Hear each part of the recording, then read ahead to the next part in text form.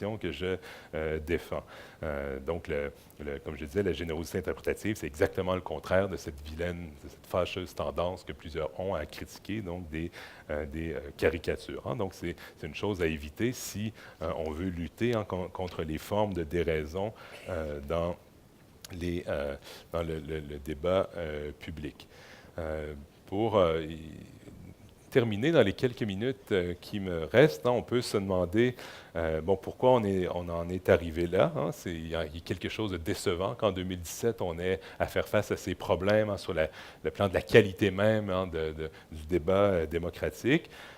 Clairement, c'est entre autres lié aux nouvelles technologies de l'information et de la communication et à l'accélération de la vie sociale et en particulier de la discussion politique, de la vie politique que ces nouvelles technologies de l'information et de la communication donc, ont permis. Hein. Donc, c'est aujourd'hui, on le sait, lorsqu'un événement se produit en quelque part, les différents intervenants doivent réagissent extrêmement rapidement hein, pour se positionner, que ce soit les élus, que ce soit les influenceurs hein, qui ont des tribunes maintenant qui leur permettent donc d'intervenir sur des blogs, par exemple, sur les réseaux sociaux.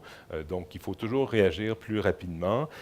Puis, ce que plusieurs cherchent, hein, c'est que le point de vue circule, hein, qui devienne viral, entre autres sur les réseaux sociaux. Hein. Donc, il y a une accélération très importante de la discussion démocratique.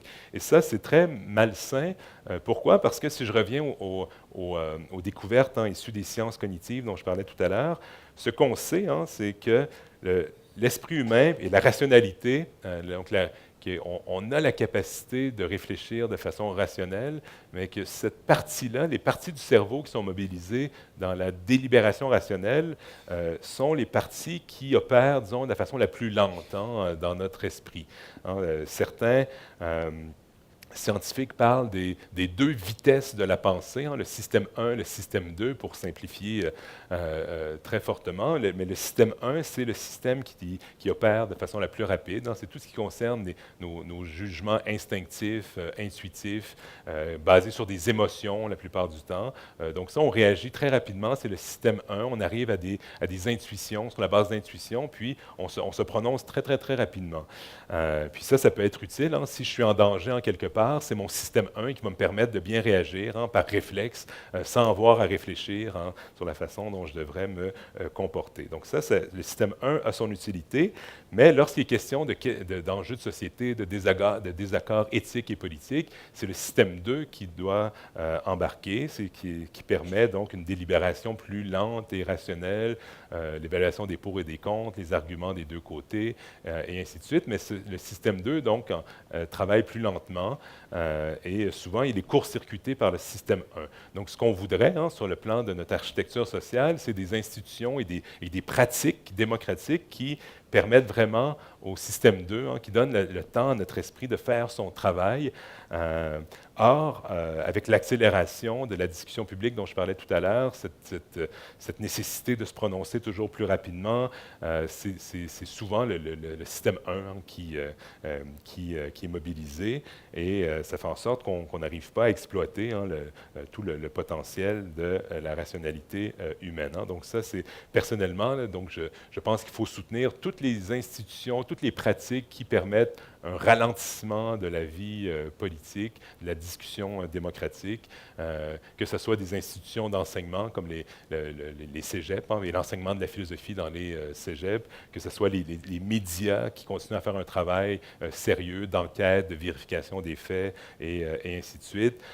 Donc, on a besoin de telles institutions, mais c'est vrai qu'à l'heure actuelle, hein, puis à la lumière des événements qu'on a connus dans la dernière année, c'est difficile d'être optimiste. Pour conclure, s'il y a un phénomène qui me semble justifier un certain optimisme ou un optimisme modéré, c'est que Depuis que j'ai publié le livre, ça fait maintenant 8 mois, j'ai remarqué un changement très important dans la discussion publique. Lorsque j'ai écrit les textes qui sont au cœur de ce livre, puis je parlais beaucoup justement de ces biais cognitifs, des différentes défaillances dans nos raisonnements et ainsi de suite, des différents problèmes dans la discussion démocratique. Bon, j'avais l'impression que c'était un discours plutôt nouveau, qu'on n'entendait pas assez dans la discussion publique.